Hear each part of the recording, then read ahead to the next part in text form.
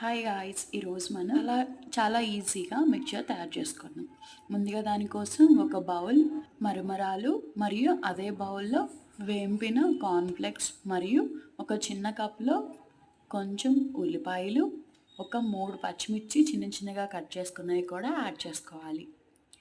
అలాగే కొంచెం చాట్ మసాలా కానీ లేదా ధనియాల మసాలా కానీ యాడ్ చేసుకోండి.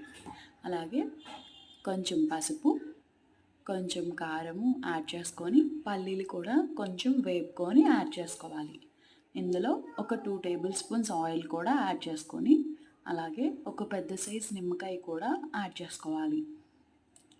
యాడ్ చేసుకొని దీనిని మీరు వీలైనంత ఎక్కువసేపు బాగా మిక్స్ చేసుకోవాలి.